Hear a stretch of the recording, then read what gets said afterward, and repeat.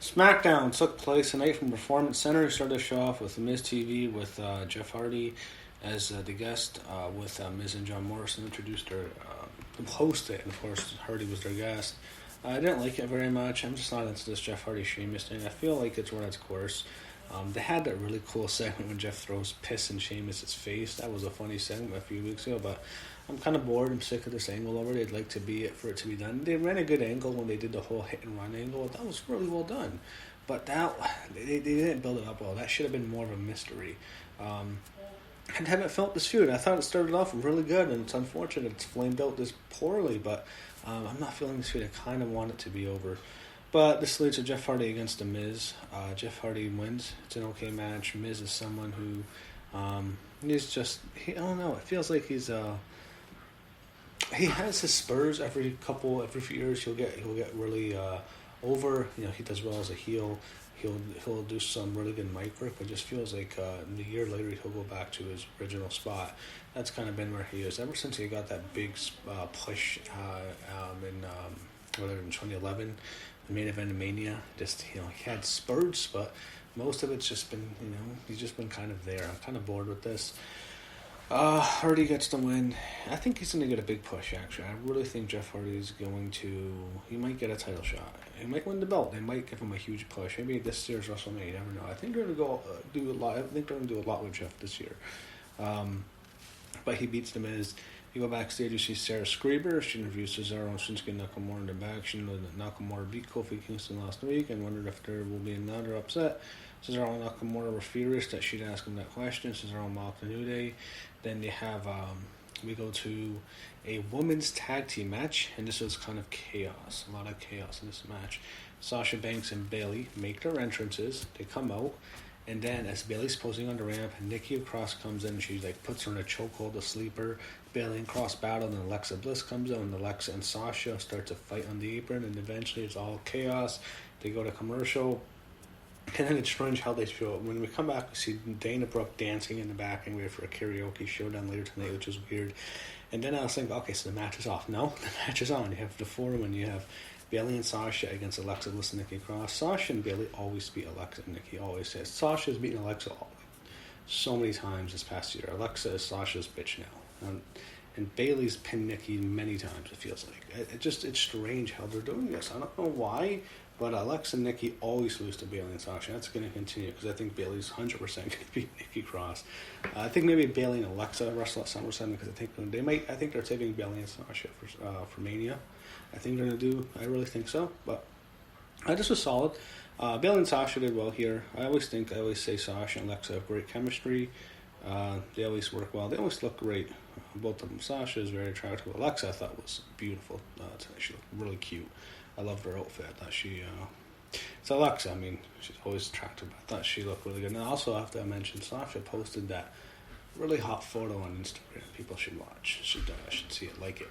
It's really hot. But match, it was solid. It was okay for what it was. You had Bayley and Nikki, the whole thing being built around them. I feel like, you know, they didn't mention Asuka too much. I thought she might make a run in here. I was expecting it actually, but you had you would never know Sasha's going to wrestle for a Raw Women's title because it was completely ignored. But it is SmackDown. The match was fine.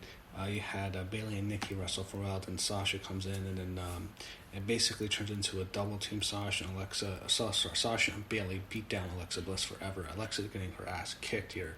They're beating her up forever. They're getting all the heat on Alexa, and of course, it's all building up to Nikki Cross getting the big hot tag. I feel like this wouldn't work in a crowd because I think this crowd is, you know, it's they give WWE the reactions they want. I don't think this would work as much in front of a main roster, like a real crowd. God, what is a real? It's like 6 months since we've seen a crowd.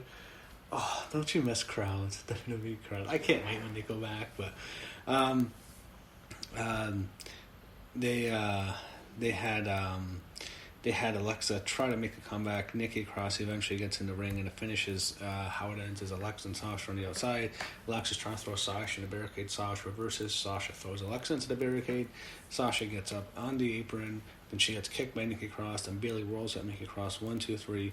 Bayley and Sasha win again, and that's that's how they get it. So Bayley and Tasha get another win, and it's like, I don't know why though. Like, I think it would have made more sense for Nikki to pin Bayley here because she's gonna lose to her. I was gonna be Nikki's way. I don't think so, but maybe.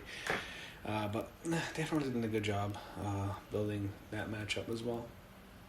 But yeah, I have to say, I mentioned Alexa looked really cute. I liked her outfit tonight. Hopefully, she wears it. I thought she looked great tonight. Tasha, of course, looks great as always. But you had match. I'm just gonna skip over. I had to kill some time. Just I don't want to talk about Braun and Bray from Money in the Bank. They did this. I don't mind them doing this. Showing old matches to hype up feuds. It's fine. They can do it more. You know what? Why not? They don't need. We can just show us an older match and get us more hype for a match. That can actually work better. So I don't mind it. They show Lacey Evans and Naomi preparing for the karaoke show, and I thought Naomi was the best part here. So he had Jey Uso hosting the first ever SmackDown karaoke. Would have made more sense for Jimmy to be there, but I mean, is Jimmy still there? I don't know. He might be suspended, but because Jimmy's married to Naomi. But Jay's there. He hosts it, and they have all four of them. Do their own, karaoke. Lacey Evans starts off first, and of course she's Southern, so why not sing "With My Baby Tonight"? I'm trying to do my best Bruce Pritchard impression. He always has to sing "With My Baby Tonight" on every single something to wrestle with podcast. Everyone, he always does it. But I don't know. He made me like that song. I used to hate that song with a passion, but I like it now because of Bruce Pritchard. Then Dana Brooke comes and sings the Honky Tonk Man, and this was awful. And she's dressed in all black leather. She's wearing black shades even to look. I was thinking like she can do more of a Michael Jackson type performance, but it was she sang the Honky Tonk Man. This was horrendous. This was horrendous. Yeah, Tamina do Triple H's song. Oh, I'm gonna skip over that. It's meant to be bad, but then Naomi steals the show. She does Dusty Rhodes' theme song, American Dream. She was amazing. I thought it was really good. I love her voice matched the song well. She had good. I thought her vocal cords were really deep and matched that song well. Loved it. I'm sure Cody and Brandy, loved that too when she did that. But that's what I was thinking. Yeah, no problem. Cody probably loves this, but I thought it was cool. They did something for Dusty Rhodes, and it's not, his sons are in AEW, and it's not like they're gonna shy away from him. They still love Dusty. I thought it was cool. So then they have Lacey Evans and Naomi wrestle. It's a shitty match. They're both not even in the ring gear. Naomi's wearing green. Lacey's wearing a dress. You had basically it end with just a brawl with the four. No one cares about these four chicks. I guess they can do some sort of tag match, maybe at Extreme Rules. I don't know. You had Sarah Scraper. She interviewed AJ Styles, and he says he beat Gulak last week, and he talks about Matt Riddle's match next week. And main events, the New Day against Cesaro and Nakamura. So it's obvious we're going to get a tag team tables match at Extreme Rules. For the tag titles, what happens is Cesaro, there's basically a double DQ. It's all pandemonium. It's a great Monsoon would say. Everything breaks out on the floor. There's fights. Ref basically just calls it off. Matches a double DQ. Cesaro pulls out a table, and then it's funny. The audience was booing. The real audience would be going crazy to say tables. We want tables, but the controlled audience. The WWE sheep, of course, boos. But New Day tries fighting back, but the heels regain control, and they put Big E on the table. Then Cesaro picks up Kofi on the turnbuckle, gives him a powerbomb through the table, through Big E, through the table, destroys the New Day, and Nakamura and Cesaro stands tall, and that sets up the tables match, which is clearly where we're going for Extreme Rules, and that was SmackDown. I would say the show was okay. Okay show. Not a great show. It was okay. I mean, I feel like they're spacing out the pay-per-views too much. There's too much inaction. I kind of would like even more pay-per-views now because there's not a lot to do. I mean, so I wouldn't mind if they would have done more pay-per-views this year. Keep us entertained. But, yeah, pay-per-view is, 9 days away. So, so have another week. And then you have Extreme Rules a week from Sunday. Hopefully we get a good show that time.